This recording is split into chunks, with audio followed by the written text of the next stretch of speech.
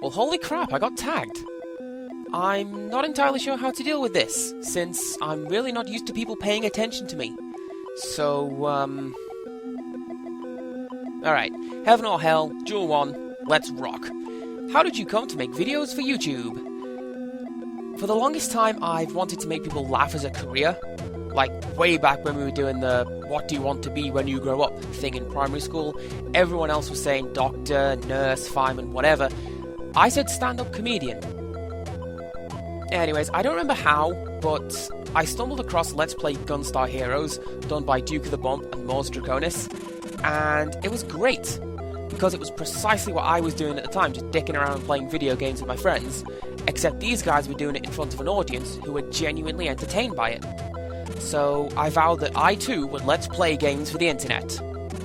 And then 3 years later, I went, man, I need to start making videos instead of just saying that I will. And now here I am.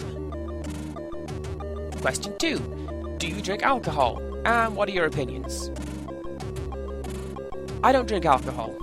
I mentioned it way back in one of my earlier LP videos that it's not some great moral or social cause, I just genuinely do not like the taste. As for people who do drink, I don't particularly care either way. Some people drink and that's that. What I don't like is, people who try to get me to drink when I've told them that I don't. People who go, you don't drink at all? What, not even a little bit? Oh, go on, bet you do. Have a drink, just one, just a small one. One, shots, a pint, just one, dude. And it's like, I'm not going around trying to convince these people to put their drinks down. I would appreciate it if they didn't try to make me pick some up, Number 3. What game is responsible for ripped out hair?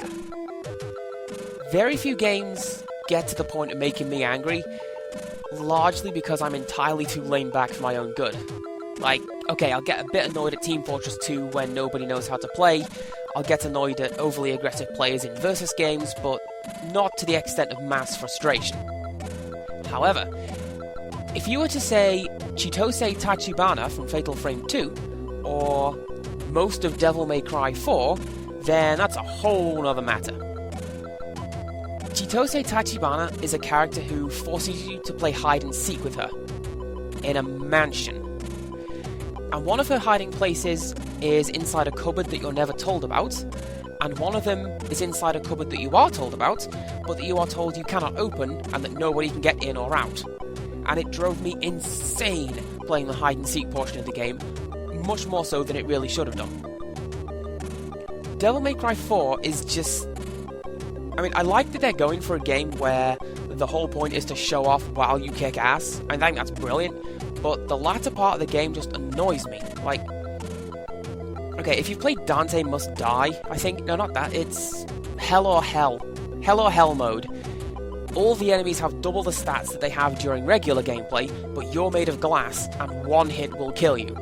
It's like, what is the point of that?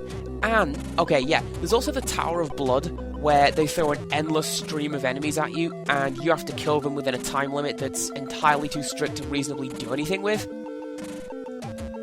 These parts of Devil May Cry 4, they're just not fun at all. Question 4. Why did the idea of a plumber that beats up turtles come to be a good idea?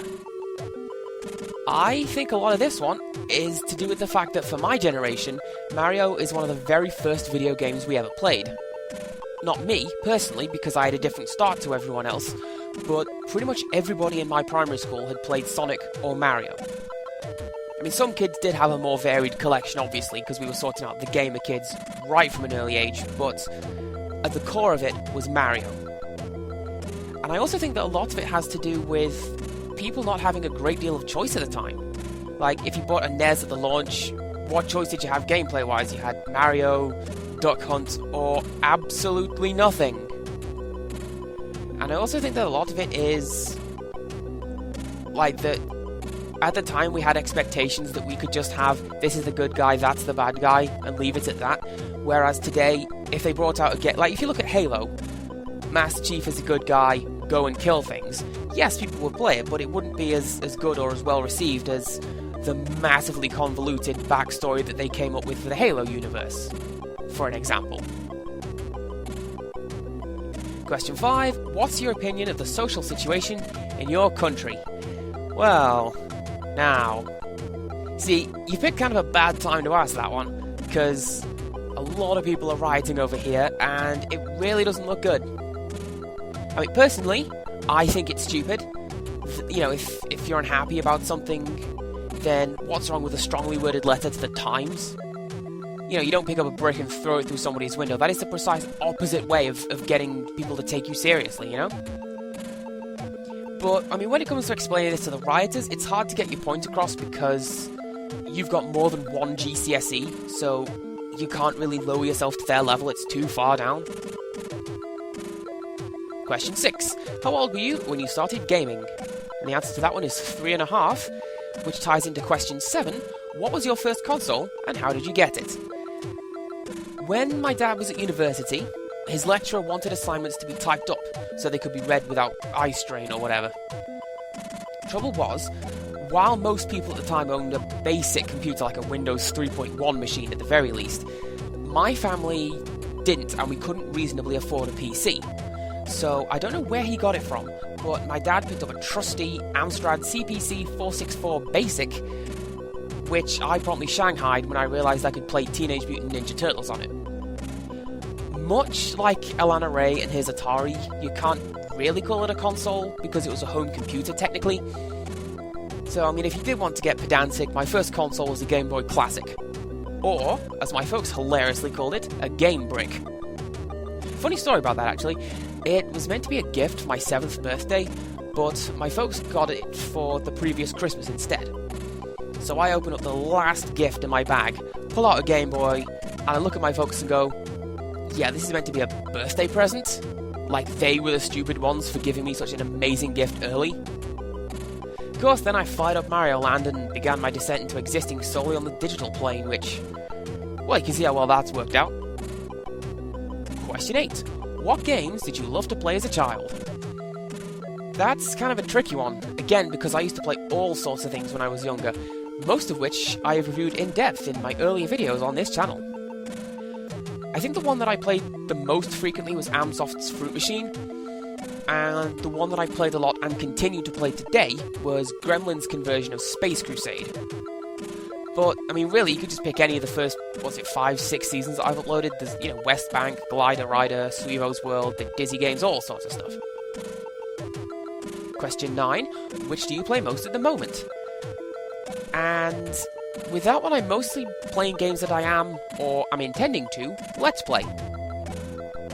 Today, for example, I played a bit of Demolition Girl and Fatal Frame 3.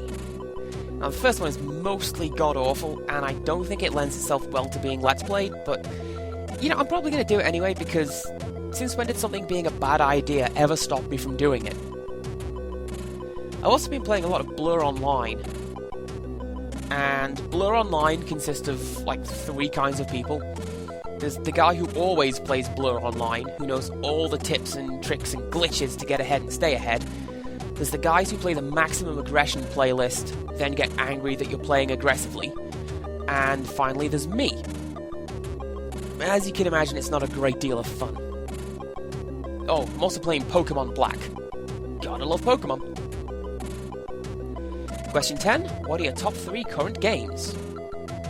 This is a tricky one.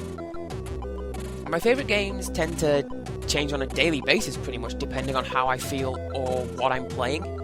So I'm going to go based on the games I've played the most by gameplay time, which would be Fallout 3, Fatal Frame 1, and Eternal Darkness. Which brings me neatly on to question 11, what game deserves a sequel? Answer, Eternal Darkness.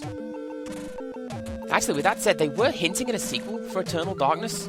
Like, not just in the fake ending they did to the game, but the true ending says that there's more to come. And there's also the fact that there's a 5th god in the game. It doesn't have a name or anything like that, but it does show up as yellow magic, you know, creating force fields and damage fields and whatnot. And they were going to expand on that, but then the company dissolved or something like that, I don't know. Oh, while we're on the topic, I think Time Splitters 4 needs to come out of development hell. That needs to get made as well. They were going to do a massive parody of Gears of War, but with monkeys. And for whatever reason, the game didn't go anywhere and the whole team disbanded. And Guitaroo Man, that'd be cool. I'd like to see another one of those. Number 12. What are your hobbies aside from Let's Playing? Now, you see, I did kind of mention this one in passing when I did my TJ Excellence application, if any of you guys have seen that, but I like doing things that allow me to be creative. If any of you guys are familiar with the Hexagon Tales, they're mine, and I've also uploaded a few bits of my music on this channel, and as you've hopefully seen in some of the Fatal Frame videos, especially some of the ones in Fatal Frame 2, I like doing more upbeat, creative and funny writing too. I also like preparing for and going to DragonCon, which involves making all manner of overly elaborate costumes, parading around like a huge geek, and generally just enjoying myself. I think more people need to learn to do that. Question 13. What consoles and handhelds do you own? Most of them, to be honest with you. Currently wired up, I have a 360, PS2, Wii, GameCube, Mega Drive, and Commodore 64. And lying about the house, I have an Xbox Classic, if only I can find where I put it, a SNES, a DS, 3 Game Boy Advances, side note, screw you Final Fantasy Crystal Chronicles, a couple of spare C64s, and my sturdy old CPC, which still runs after all these years actually. I mean, it is an ugly and inefficient behemoth, but it was built to last, and it does. Has. One of those. Number 14, top 3 game series. As you guys can probably tell from the direction my channel has gone in, I am a massive fan of the horror genre. And it's probably going to be no surprise to hear that the top of my list is the Fatal Frame series.